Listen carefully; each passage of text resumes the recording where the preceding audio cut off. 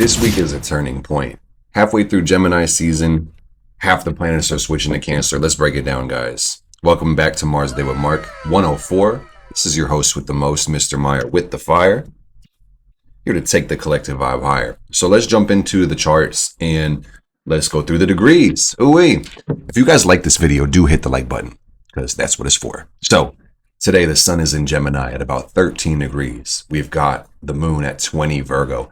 And by the way, if you're new here, welcome. This is a podcast where we talk about the astrology of the week and then we go to the future. So this is the astrology for June 3rd until the 10th. So yeah, we are in this waxing moon phase in Virgo. We've got Mercury at 19 Gemini today. Venus is at 27 Aries. We've got Jupiter at 28 Gemini. Saturn is at 0 degrees of Aries.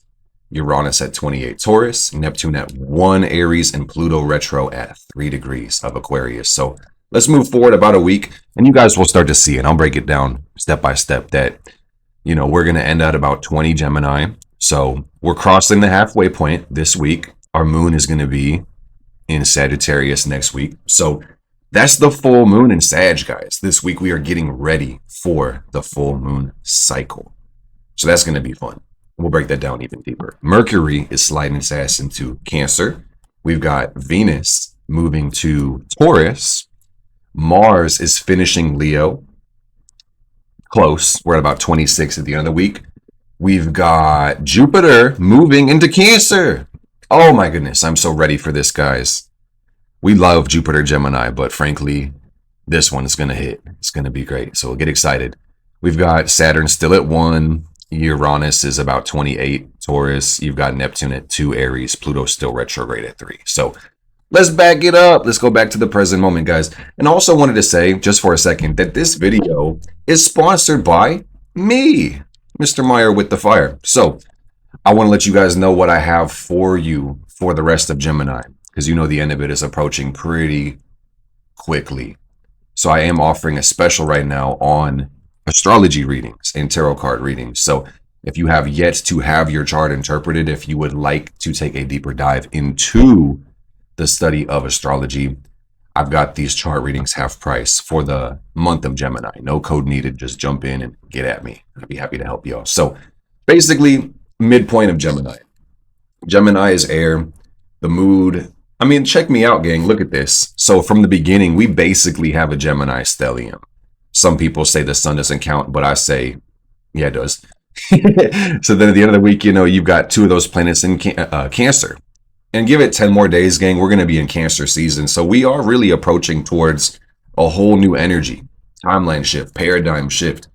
So Gemini is really up in the air. It's super mental. It's interactive. It's variety. It's stimulating. It's going to be a whole lot. Gemini rules the nervous system and left brain and our consciousness, how we are stimulated and interact with this world, okay? Cancer, on the other hand, is water. It's emotional. It's feeling. It's connected. It's intuitive. It's rooted. It's stable. Its priority is more about security. And you got to think about the genders of these 2 signs too. Gemini, some say, is a masculine sign. It's about pushing our energy outward. And Cancer is a feminine sign. So this is more about returning our energy to the center. This is about security. It's about taking care of ourselves, gangy. So that's the message today, is to take care of yourself in these transitions, in these times.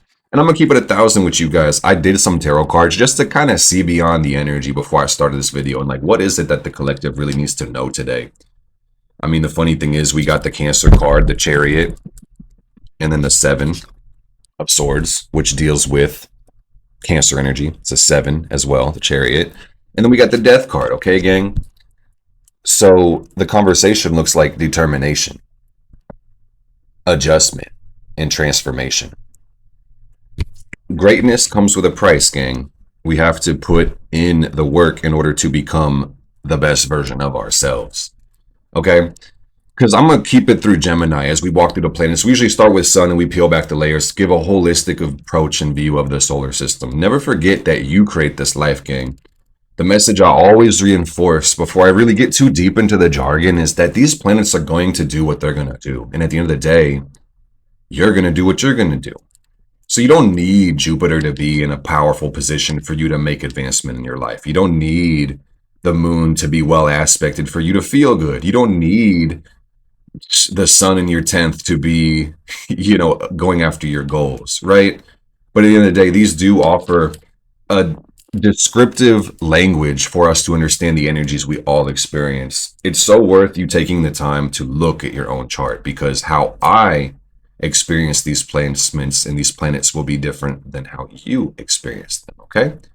But anyway, Gemini season, the message is open the mind. Don't be closed-minded. Be willing to learn, be willing to grow. But do be aware that not all knowledge is good knowledge. Sun in astrology has a lot to do with healing and life and existence itself. But if you've ever looked at the sun, you probably go blind, But if you looked at it for just a second, oh man, it feels so good to get that light. I mean, you know how the plants fuck with the sun. You ever seen a cat laying out in the sun? Type of shit I be on. A lot of humans like the sun. I'm a Leo, by the way. I love the sun. Without the sun, you lack vitamins, you lack constitution, you lack energy. The sun is a very healing energy, okay? So I say all that to say, with the sun in Gemini, there's something about healing the mind. There's something to be said about getting the mind right. What is that conversation with yourself? Is that supporting you? What do you think? How do you speak? Are your words assisting you? Affirmation. Super key. Push that lever. Let every word you speak improve your life. That's what Gemini is about. Okay, get your mind right. Ultimately, guys, it's not what we see in the world, but how we see it that often influences our relationship with our experience, okay? So what I'm saying is perception is key. Some say perception is reality. So we start this week off kind of fast. I'm telling you guys, this looks like a pretty high speed week based on us starting with Gemini, but it seems like we'll kind of downshift a little bit and switch energies. So basically, we are also waxing with the moon. So we had our new moon in Gemini. What is it? May 26th. So we're in this quarter moon phase. Give us about a week, we'll have the full moon. So basically, we're pushing pressure. We're moving up. And this is going to culminate a release next week. Sagittarius, full moon. The question really is, are you comfortable with your journey? Are you comfortable with growth? Are you living large, or are you shrinking, suppressing, hiding yourself? That's the conversation that we're going to start to see over this month, okay? So just be aware of that. Check your own moon, and especially with all these planets in Cancer, friends, I really suggest if we know what our own moon placement is, and we know where the moon is through the day-to-day, this can really help us understand our cycles, our rhythm, our tides. For instance, everybody's got all the planets in their chart. So let's say if the moon was transiting over your sun, you may feel a little bit more energized than, let's say, if the moon was transiting over your Saturn. So like I said before, at the end of the day, we don't have control over these transits. So I encourage everyone to be proactive, do with this energies what you can, and be positive. Be positive, be positive. Never underestimate the power of positive thinking. Okay, that's very Sun and Mercury in Gemini. So yeah, Mercury in Gemini, it's fast. You got Mercury at home. It may be a lot to deal with. It may be worth taking the time to pump your brakes, to catch your breath, to breathe a little deeper. Communication, right? That's a Gemini thing. Speaking and listening, it takes two to tango. So improving communication, it often means active listening and slowing down a little bit. Okay. So let's talk about Venus. Venus has been trekking through Aries for, frankly, a really long time because of our Venus retrograde last year. And Venus is cooked. Let's keep it real, guys. Venus is cooked. Venus deals with love and beauty and relationships, and Aries energy is all about me.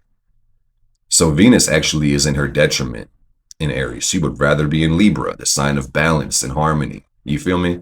So Aries says, no, I'm going to do my own thing. I'm going to do my thing. Me. It's self-indulgent. And that's cool to love yourself, to put yourself first, to really question what is it that you actually desire. I think that's phenomenal. But at the end of the day, this energy does have its negative characteristics. Number one, with Venus and Aries, it's kind of hard to compromise with this energy. It's kind of hard to hear other people out because it's my way or the highway, right? Number two, the want for instant gratification can be so detrimental to your personal growth and advancement. Let's keep it 1,000. I think you guys understand what I'm saying. Your lack of impulse control is really fucking up your life. And it's like your mom said, man, it really is that fucking phone that's fucking up your life, man. It's like this phone will spit out money and connect you with your community and help you answer the call of contribution if you program it right. Or you could use it to spend all your money, to waste all your time and energy, and to interact with a bunch of people that you don't even really resonate with and maybe hate these type of people and just be drawn into this negativity. So, you guys ever noticed how, like, in a horror movie, you'll be watching the people in the screen and you're like, oh, don't go into the basement, or oh, don't go into that house, don't touch that box full of demons, oh, you'll get possessed. But you sit here on your phone getting psychically attacked for like 8 hours a day and you're like, oh, that couldn't be me, I would never open that box. Bitch, be fucking for real. And by the spirit essence and vibration of this white sage, we cleanse away all this bullshit, fam. Lock in, twin. Because that's what's really coming up with this conversation. I'm going to keep it honest with you guys. Like Venus and air, like, we got to restart this conversation. And I'm going to keep it raw and honest. Yes, astrology is going to happen regardless of your involvement. So yes, we need to be proactive. But also, as an astrologer, I'm going to tell you guys, we're sending ourselves towards smoother sailing. Oh yeah, 100%. A lot of these planets are going to have a little bit better dignity, which again is not a good or a bad thing. But I honestly feel like we're going to have a little less chop. But at the end of the day, man, if you aren't consciously aware of you being the driver in the car, you know, none of these transits are going to do any good for you, frankly. So just be consciously aware. But let me tell you why this is so special, why this is so beautiful, and why I like this so much, okay? So Venus is going into Taurus, all right, at the end of the week. Well, actually on Friday, which is a perfect day for Venus to make an ingress, first of all. So Venus loves Taurus. Venus is home here. And why does she love it so much? Why is this good? Why is this where she decides to be home? You know, Taurus energy is the self-preservation instinct, my friends. I'm not even kidding. Like, we just talked about Aries being fiery and spontaneous. Can I talk? Yes, I can. I can do anything I put my mind to. We talked about Aries being like instant and passionate and raw. Because if you think about the zodiac belt, this circle being the totality of consciousness, the first thing you do is be conscious. And that's why Aries is I am. It's just raw. It's existence. But then Taurus, you know, the first feminine sign is about now that I am, let me be. What do I have? What do I need? I have a body. I have feelings. I have hunger. I have fatigue. I have to eat. I have to sleep. You feel me? That's Taurus energy. So yet again, Venus is what we want. Venus is what we like, what we indulge in, right? So Venus and Taurus, there's this natural congruence. If you really think about planetary rulership, you will see the ruling planet of the sign is a lot like the sign. So I hope this is making sense. Do you guys understand what I'm saying? Let me know in the comments. Do you guys see what I'm saying about Venus and Taurus and, you know, Mercury and Gemini and Moon and Cancer and all those things? Because basically Taurus is about what we need and Venus likes that. How good does it feel to eat a good meal, right? How good does it feel to have money in your bank? How good does it feel to pay your bills and know that you're secure? That's what I'm talking about, Venus and Taurus. So I feel like Venus and Taurus is kind of a reality check as we get back to home. What is it that you really need? You know, wants and needs, these can be congruent or they can be conflicting. Truly think about your base needs, like the hierarchy of needs, Maslow's pyramid, you know, physical, emotional, mental, spiritual, contributional. We have different needs, but there is a hierarchy, guys. And I've even heard this explained a little bit more succinctly about there being 4 levels of life. And I made a video about this. Shout out Tony Brown who gave me this idea, but he basically says that in life, the 4 levels literally are survival, sustainability, success, and significance. And it's in that order. It is a hierarchy yet again, right? So the best thing we can do, the most fulfilling thing we can do is significance, fulfill the call of contribution, but think about how difficult that may be if survival is more of a challenge for you at that time. I just see too many people breaking their backs and like hurting from the soul because they feel like they're the wrong person for their life or the wrong person for their job. They want to give so much, but they haven't really even given to themselves yet. So I just posit that framework for everybody just to take a personal inventory and think about where am I and what do I really need? Because that's going to be the conversation for over a month, guys. We have Venus and Taurus for basically about a month, to about July 5th. We're going to have Venus and Taurus. And anyway, we start Venus and Taurus with a sextile to Pluto and a sextile to Jupiter. So frankly, gangy, if you are looking out for you, if you are taking care of yourself, I believe this is going to be a very prosperous, very abundant week. And for some, that doesn't even really require much external involvement with the environment. It's very Venus, very feminine, very Taurus. Some people are going to see this just by paying more attention to themselves, counting their blessings, realizing the abundance right here, right now, therefore attracting more of it. Okay.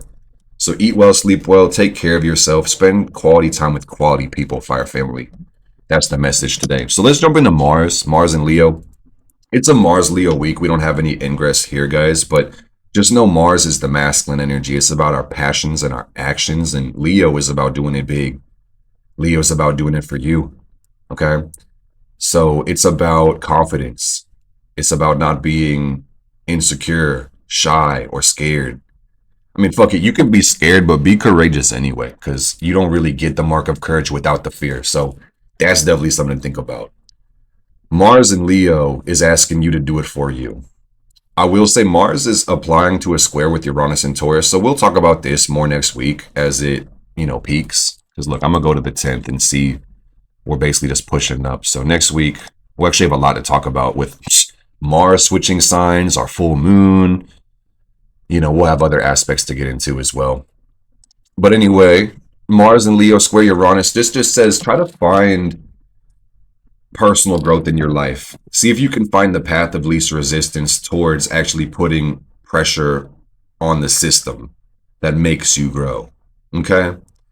At the end of the day, you choose how hard you want your life to be, but they say no pain, no gain. So do you want the pain of discipline or do you want the pain of regret? I will leave you to think about it because honestly, what works for me could not work for you and vice versa. So I think that while I give you these placements, I think it's great for you to come up with your own conclusion. So let's talk about Jupiter now, guys, because Jupiter takes about a year to go through each sign. And we have Jupiter just kind of like Venus going from Aries to Taurus, going from Gemini to Cancer. Jupiter is going out of its detriment and moving to its exaltation. So this means, traditionally speaking, Jupiter is going to have a easier time expressing its energy. The Jupiterian themes are going to be easier to experience. So let me paint a picture for y'all.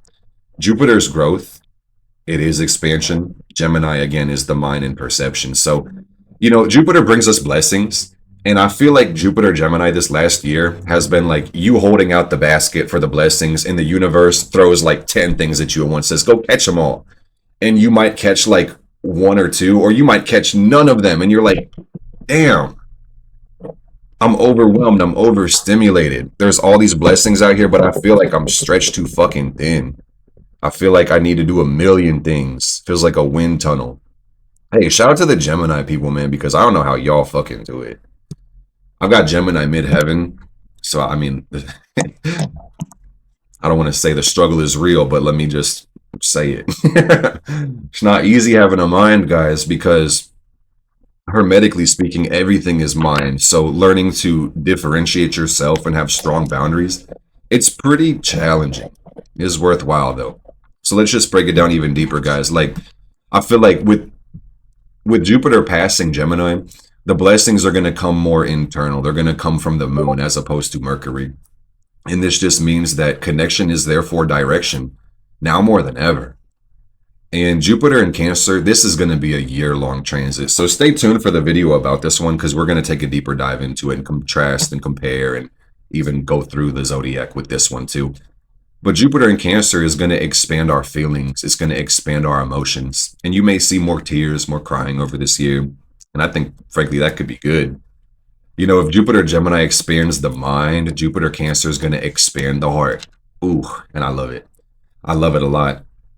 And I think kind of like Venus and Taurus, Jupiter and Cancer kind of have a similar experience where the growth is happening intuitively, right? Jupiter Cancer. Same way Venus and Taurus, our stability comes from our feminine energy, our internal impulse to survive. So I think there's something very beautiful about these times that we're living through. And we're going to touch on these outer planets. I want to make these videos more short, sweet, and concise. I just feel like this is going to bring a lot of peace into the world. I mean, frankly, my first card today was the Justice card. Peace, perseverance, and then what else? We got that 10 of Cups, and happiness. Fam-a-lamb. Look at what makes you happy. It's crazy, like Gemini energy, how this universe gives us all so much freedom and so much options. And what you do with it is what you do with it. And it says what you get. I like the ambivalence of this universe, how on some level it kind of seems indifferent. It's like loving and supportive enough to give you the opportunity to choose your own adventure, you know? So Jupiter has a lot to do with philosophies and reasons and beliefs, and it's always worth the time to question what you believe. But the message I see is that a lot of this shit may not necessarily even apply to our, philosophical framework. Some things might be perceived as good or bad. They might not even apply. There might not be a good or bad way to do some of these things, man. So at the end of the day, I encourage you to do your best, find peace, center yourself, understand your moon sign, because that's really where we're going to be going with Jupiter and Cancer. I want to say I've also noticed Jupiter, Cancer people, or Sag moon, it's basically the same. These people got really big hearts, and there's going to be a desire to share connection, to share your emotions, to let your feelings out. Gemini, Jupiter, on contrast, this was about sharing your thoughts and feelings. And on one note, it makes people way more curious and way more open-minded. But the exact opposite happens on polarity, where some people don't want to know a goddamn thing and they think they know everything. And that's a poor mentality. Let's keep it 1,000. That's really one of the poorest mentalities you could ever have, is I already know everything. That's meaning I'm rejecting growth. And frankly, like I've said with some of the more fundamental and, fourth wall parts of this video, is that some people are going to be just as closed-minded and closed-hearted in Jupiter Cancer. So the question I have for you is, how can you use these energies to make your life better? Can you trust your intuition even more? Can you embrace the vibratory part of life and start to tune your frequency like you were a radio that was able to receive a broadcast, but also broadcast your own signal? Can you think greater than you feel? And can you feel greater than you think? I'll let you think about it. Let's see about it and be about it. Apart from that, gang, we also have Mercury squaring up with Saturn and Neptune this week. So, hey, man, don't be too hard on yourself. Be objective in the way that you perceive this world. And then ask yourself how you can outsmart all your problems. And how can you change your mentality? How can you adopt a mindset that helps you grow in your life? So basically, Uranus is in Taurus. It's a freaky world. There's mass instability. So your job is to find calm within the storm. Neptune is in Aries. Same thing with North Node in Pisces. It's time for you to create your dreams. Saturn is in Aries. It's your world. You create it. Be responsible. Pluto's in Aquarius. By you being your best self, you're actually going to help the rest of the world in its evolution and progression, okay? Don't be afraid to stand out. Don't be afraid to individuate and shine your light so bright that other people can't help but see and start to emit their own. Blessed be.